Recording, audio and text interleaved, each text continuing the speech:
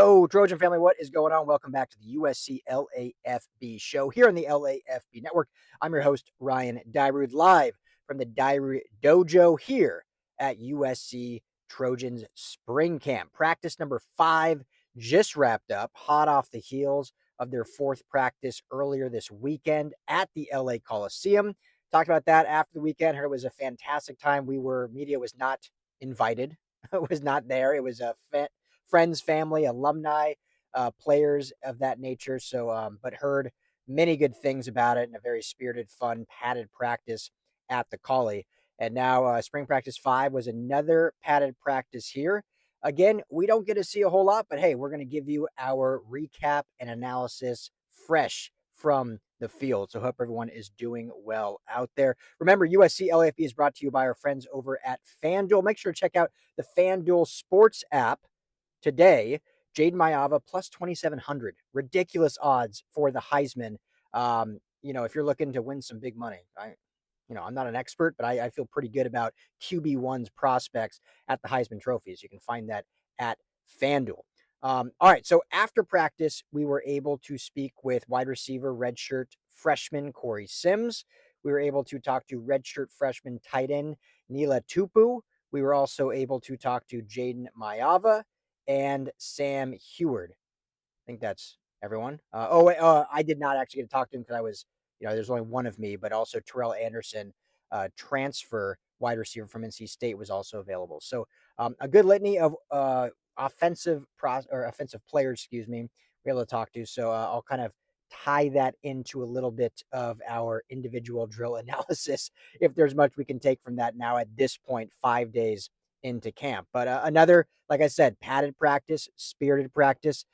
We've talked a lot about communication being such an integral part of the coaching and teaching up until this part in spring on all sides of the ball, but obviously more primarily on special teams and defense, considering those are your 2 new coordinators this year, with Mike Eckler as your special teams coordinator, also linebacker coach, and Gary Patterson taking over the defense. So an absolute, I don't want to say shift, but a definite or a definitive, importance of communication on all of those. Part of it because there's a lot of newness to it, new calls, new designs, new schemes, but also that's just kind of the way that these coaches operate. And, Gary Patterson talked about it a little bit last night as he was on Trojans Live, which is a great interview. Anytime you can get to sit down with Gary Patterson, always a great time listening to him talk ball. But, he talked about such an importance of communication. And, I love when and again, this is never a knock on Dan Lynn, but Gary Patterson, maybe it's just because he's been in it longer. Dan Lynn's newer, so he doesn't really know how much he wants to say. But Patterson, will actually kind of start talking some X's and O's with you. And he's talking about match quarters and, cover 2, cover 1, if you have a guy out on an island, this and that. So he kind of talked about the necessity of communication. So you're not, leaving guys out to dry, knowing exactly what your job is, especially if checks and calls are changing throughout, or I guess pre-snap, before the ball is snapped. So you see that in action at practice. So it's not just lip service. Sometimes you hear coaches say one thing and then either you don't have access to see it, or even when you do have access, you don't see it come to fruition. It's not lip service. They are preaching communication. It is always trying to be vocal out there. Coaches are consistently, teaching these different details on very sometimes simple drills. As you can see, we have our video up on, what we saw and heard of what we're able to film during practice. You can see some of these drills that are teaching some simplistic fundamentals, but the necessity of getting these fundamentals down 100%. Even the simple, I have one up there in the very beginning, if you catch it, a special teams drill. And it's basically, if you're on punt return team, right? So you're all running down the field. A punt return team, you're usually, is back to the football. Football's coming over your head. And then you're trying to keep up with the guy who's going after your return man to block him, and just how to set a simple chip to where you're not going to get a block in the back penalty, but you're going to create enough space for the return guy to spring 5, 10, maybe break one. Those are little nuances that go take a game from a fair catch or a 3-yard gain to potentially a game-breaking punt return. So little things like that, communication, teaching those little nuanced fundamentals, I think is kind of so far my big takeaway from these spring practices that we have been able to see. Talking to Corey Sims, both Corey Sims and Taniela Tupou, they're both their first time with media availability. Freshmen don't talk to the media unless they become integral parts of the team. So obviously we talked to, last year we talked to Tina Kynes after he became a starter and whatnot. So, but Corey Sims, Tupou didn't talk to at all because they really didn't play much outside of a couple reps until the bowl game, and thought they were both great. Corey Sims is a receiver being slept on. Now, this freshman receiving class is getting a ton of talk, and it should be. Caden Dixon-Wyatt is for real. Trent Mosley is for real. Luke Weaver is an absolute sleeper. Tron Baker is really, really solid. And we haven't even seen Booby Feaster or Derek Tizino yet. So it is the real deal when it comes to these freshman receivers. But because of all that talk and chatter and hype, like, I don't want to say we've forgotten, but guys like Corey Sims have not been kind of almost included in that potential starting role just because we kind of like, and this may still be how it is. But I think a lot of us, including myself, kind of see right now in spring, like, okay, your starting is probably Tina Kynes and Terrell Anderson on the outside with either Trent Mosley or Zacharias Williams on the two deep as the inside, probably an or situation on the depth chart. Corey Sims is going to compete for that outside spot. And, last year, he was my freshman to watch for in spring and fall as your potential freshman receiver that could really make an impact. Now, Tina Kynes ended up coming kind of out of nowhere and ends up seizing that role as a true freshman.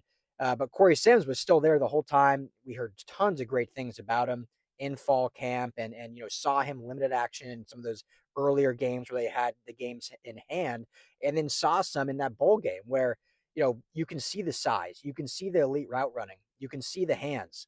And so now that he's had a full year under his belt, I think he is absolutely a player that should, I mean, hey, it's good to sleep on guys sometimes, at least if you're the opposition.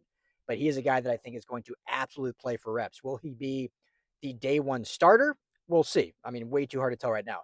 Will he compete and play for reps? I think 1000% we will see him on Saturdays in some capacity. I think he's that talented. And he was a guy coming out of the state of Missouri that I absolutely loved when USC was able to lock him down last year. I think he's one of those kind of Caden Dixon-Wyatt type receiver. You talk about body type and what they're able to bring to the offense. I think Caden Dixon-Wyatt's the younger one, but we kind of know a little bit more about him playing at modern day, being a little bit more hyped up in this 26 class. Corey Sims is kind of like the original type in that, and just that body type and that playing style. So a lot of good stuff from him. You can see the interview of his full interview up at USC LAFB YouTube right now. Tupou, another guy, tight end. All the chatter about Mark Bowman, rightfully so. Josiah Jefferson is going to get a lot of playing time as well, potentially. Tucker Ashcraft, the transfer from Wisconsin, certainly he'll be your probably tight end one in terms of the blocking game, and will be a sporadic receiver, if you will. But Tupou is a guy got a touchdown in that bowl game against TCU. He's a very spirited, high energy guy, and he's kind of now one of the elder guys. So he spoke so highly about Lake McCree and what Lake McCree brought to his game in terms of just doing the little things, in terms of leadership, in terms of how to push his game forward to the next level.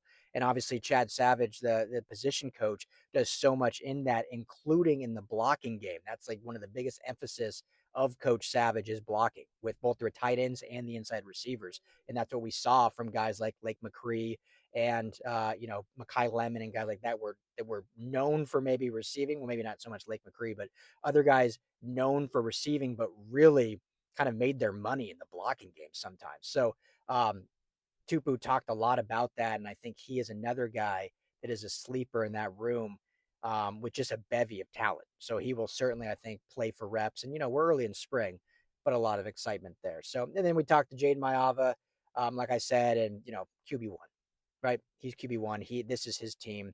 And there's not much more I need to say about him. I'm excited to see his game just continue to improve.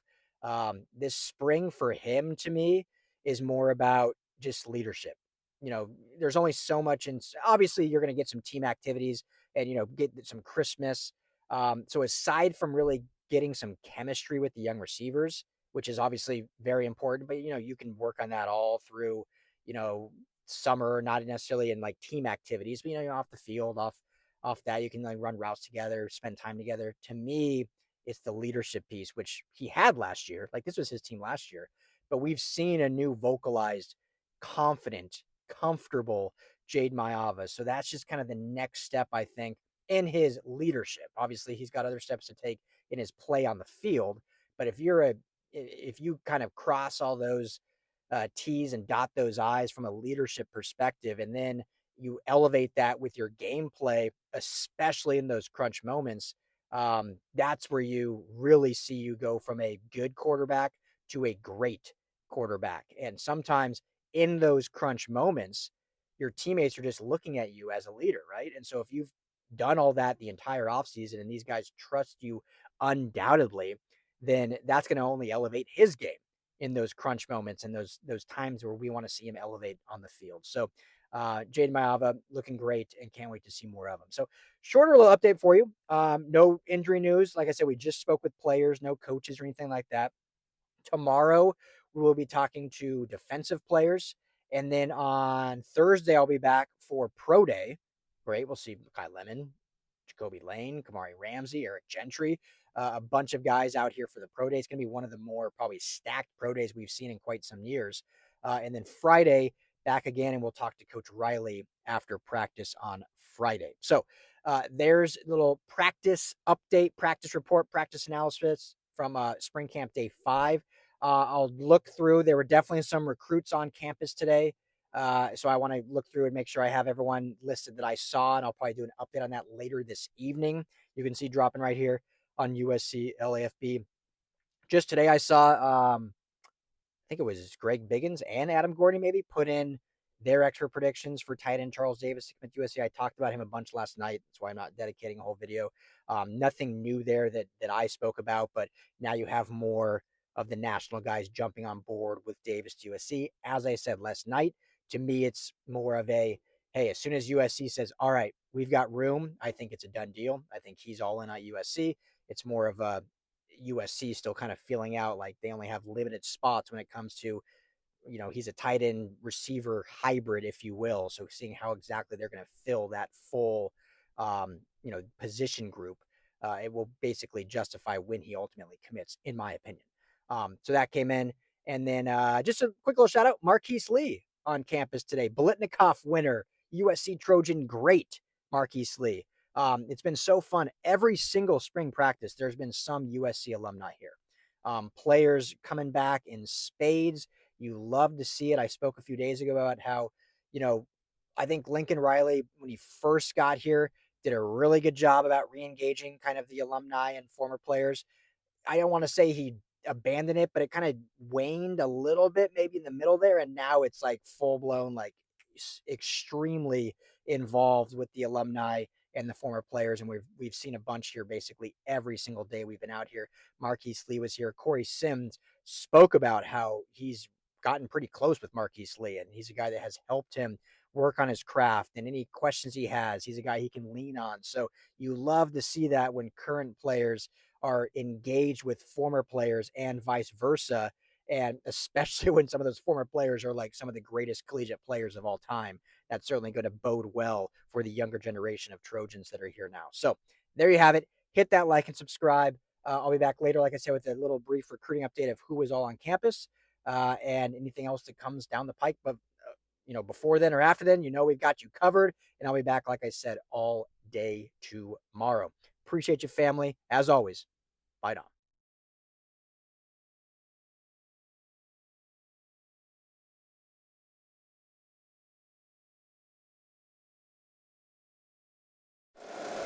If you like the show, please take a moment to rate, review, and subscribe. It really does help the show to grow. Thank you for listening.